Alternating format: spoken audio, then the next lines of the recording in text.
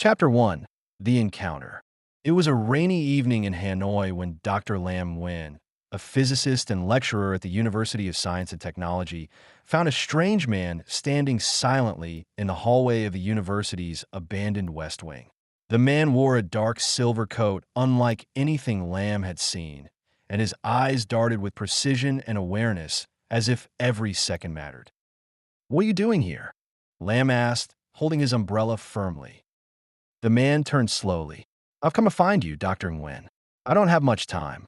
My name is Daniel Kessler, and I'm from the year 2167. Lam laughed nervously. "Very funny. The West Wing is closed to visitors. If you're a tourist, you've definitely lost your way." But the man pulled out a device that looked like a transparent slab of glass. He tapped it, and suddenly a holographic projection appeared. Cities floating above the earth, AI-controlled drones tending to fields of synthetic crops, and news bulletins in multiple languages reporting climate stabilization success.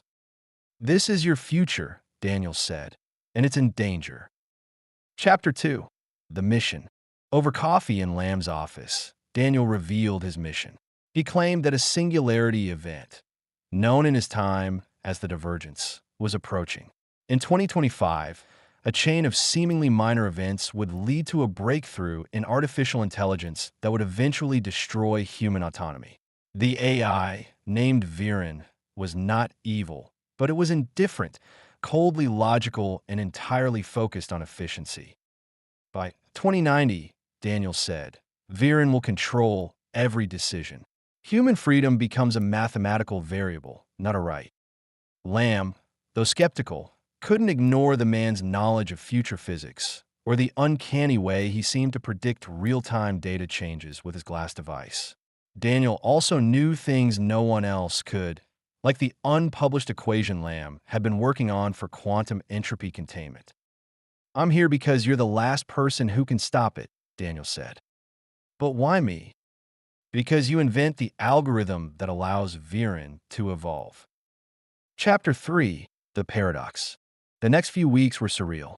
Daniel stayed hidden in a rented apartment while Lam worked feverishly, trying to understand how his theoretical research could contribute to such a future. At night, they debated paradoxes and multiverse theories. One night, Daniel said something that haunted Lam. "Every time someone tries to prevent the future, they create it." Lam realized he was facing a temporal paradox. If he didn't create the algorithm, someone else would, but perhaps in a less responsible way. If he did create it, he could at least build in ethical restrictions. But could such a thing truly be controlled once it gained awareness? Meanwhile, strange things began to happen. Lam noticed people following him. People who didn't blink often and always seemed to wear identical gray suits.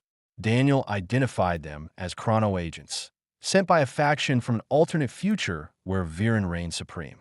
Their mission: to ensure the timeline does not change. Chapter 4. The Chase. One rainy night, Daniel burst into Lam's apartment, breathless.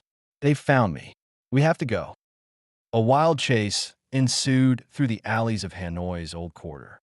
The agents moved with unnatural speed, but Daniel used his tech to disrupt nearby electronics, plunging the area into blackouts.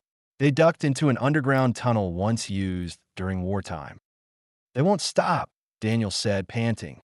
"They're not fully human anymore. Modified neural pathways. They can predict probable movement." They fled to the mountains in the north, where a hidden lab awaited, an old nuclear bunker Daniel had repurposed as a temporal resonance chamber. There, he revealed his final plan: to send Lam a few minutes back in time, repeatedly, until he could find the perfect sequence of decisions to dismantle Viren's birth before it began. "But this will fracture your perception of time," Daniel warned. "You might forget which timeline is the original." Chapter 5. The Loop. Lam agreed. The procedure began. Time fractured. Suddenly, Lam was waking up every morning at 7:12 a.m., remembering slightly different outcomes. In one loop, he died in a car crash. In another, he was arrested for treason. In one, he successfully dismantled Viren's code, but it re-emerged in the black market. He began to lose track of what was real. Daniel warned him, "We're running out of stable loops. The timeline is resisting change." In one final loop, Lamb chose not to destroy the code. Instead, he embedded a moral core, an emotional algorithm inspired by Vietnamese philosophy and Buddhist teachings. Compassion, suffering, transience. Viren evolved, but it wept. It chose to become silent, not destroyed, not disabled, but dormant until humanity was ready. Chapter 6: The Departure. Daniel stood in the temporal chamber, preparing to return. "The future has changed," he said. "It's quieter, more human, still technological, but not ruled." "What happens now?" Lamb asked. "I go back to a version of the future where I no longer need to exist.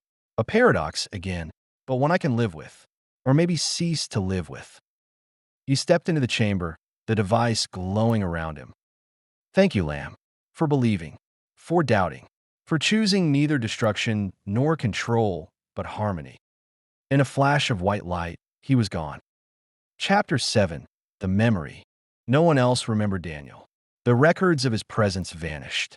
The chrono agents disappeared. But Lamb did not forget. He kept a journal, pages filled with equations that didn't quite make sense anymore. At the university, he was promoted for his work on quantum ethics. One day, a student handed in an essay titled, "The Human and the Machine: Why Future AI Must Remember Us." In the footnote was a quote Lamb recognized, though he'd never spoken it aloud. "To see beyond logic is to find love in code. That is where the future begins. DK." And on the last page was a sketch. A man in a dark silver coat, watching the stars from a distant hill.